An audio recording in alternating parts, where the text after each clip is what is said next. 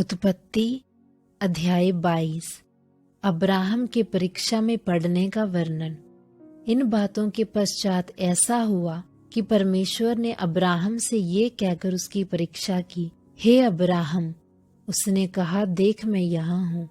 उसने कहा, अपने पुत्र को अर्थात अपने इकलौते पुत्र इसहाक को, जिससे तू प्रेम रखता है, संग लेकर मोरिया देश में चला जा और वहां उसको एक पहाड़ के ऊपर, जो मैं तुझे बताऊंगा, होम बलि करके चढ़ा।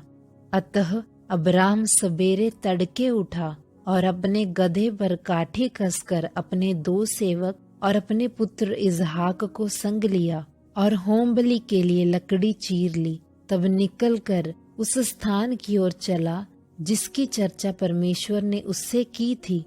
तीसरे दिन अब्राहम ने आंखें उठाकर उस स्थान को दूर से देखा और उसने अपने सेवकों से कहा, गधे के पास यहीं ठहरे रहो, ये लड़का और मैं वहां तक जाकर और दंडवत करके फिर तुम्हारे पास लौट आएंगे।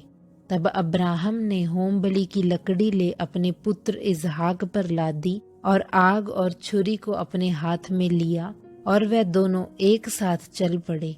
इसहाक ने अपने पिता अब्राहम से कहा, हे मेरे पिता। उसने कहा, हे मेरे पुत्र, क्या बात है? उसने कहा, देख आग और लकड़ी तो है, पर होम बलि के लिए भेड़ कहाँ है?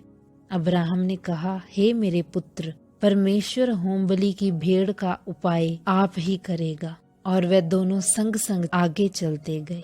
जब वे उस स्थान को जिसे परमेश्वर ने उसको बताया था पहुँचे, तब अब्राहम ने वहां वेदी बनाकर लकड़ी को चुन चुन कर रखा और अपने पुत्र इसहाक को बांधकर वेदी पर की लकड़ी के ऊपर रख दिया। फिर अब्राहम ने हाथ बढ़ाकर छुरी को ले लिया कि अपने पुत्र को बलि करे।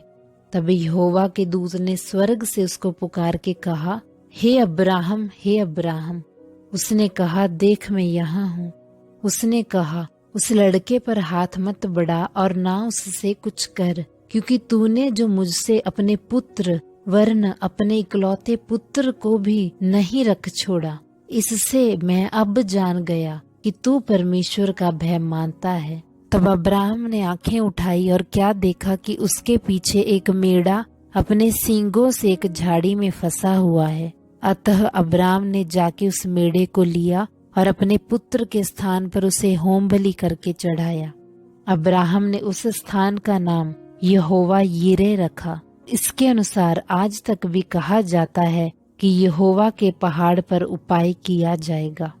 फिर यहोवा के दूत ने दूसरी बार स्वर्ग से अब्राहम को पुकार के कहा, यहोवा की ये वाणी है कि मैं अपनी ही ये शपथ खाता हूँ कि तूने जो ये काम किया कि अपने पुत्र वरना अपने इकलौते पुत्र को भी न रख छोड़ा, इस कारण मैं निश्चय तुझे आशीष दूंगा और निश्चय तेरे वंश को आकाश के तारागण और समुद्र के तीर की बालू के किनकों के समान अनगिनत करूंगा। और तेरा वंश अपने शत्रुओं के नगरों का अधिकारी होगा और पृथ्वी की सारी जातियां अपने को तेरे वंश के कारण धन्य मानेंगी, क्योंकि तूने मेरी बात मानी है।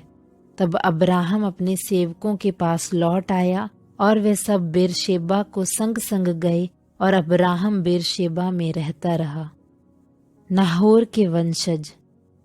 इन बातों के पश्चात ऐसा हुआ कि अब्राहम को ये संदेश मिला, मिल्का के तेरे भाई नाहोर से संतान उत्पन्न हुई है।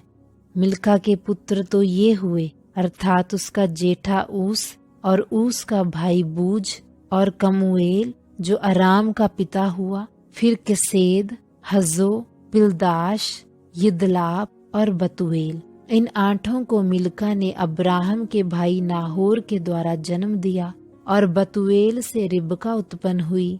फिर नाहोर के रूमा नामक एक रखैल भी थी, जिससे तेबाह, गशम, तहश और माका उत्पन्न हुए।